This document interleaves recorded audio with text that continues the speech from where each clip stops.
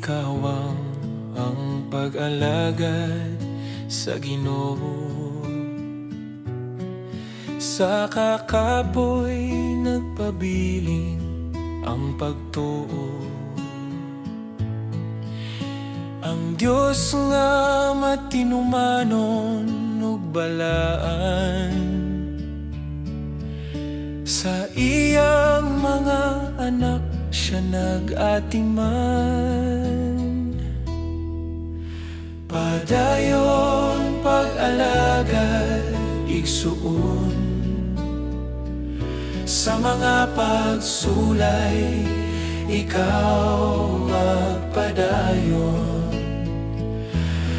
Di mahimong kawang imong gugma, pagtuo o kahago, kay adunay ganti dito sa paraiso. Si Pablo miingon, nakigbisog ako.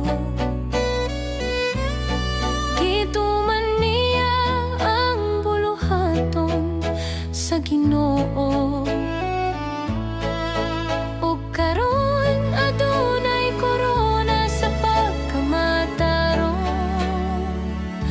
ug alang sa tanan nga matinud-anon sa Ginoo. Padayon pag-alagad igsuon, sa mga pagsulay ikaw magpadayon. Di mahimong kawang imong gugma, pagtuo o kahago, kay adunay ganti dito sa paraiso. Malipayon kitang mag-alagad sa Diyos,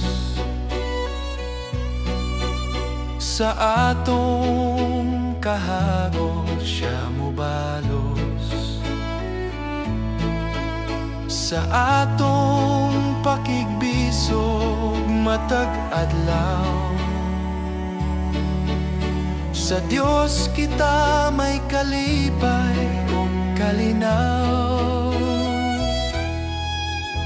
Padayon pag-alagad igsuon, sa mga pagsulay ikaw magpadayon.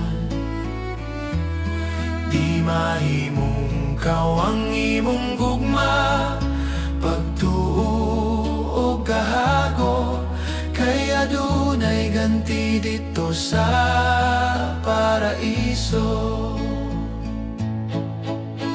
Bisan walay makakita sa imong gihimo, nakita sa Dios imong sakripisyo.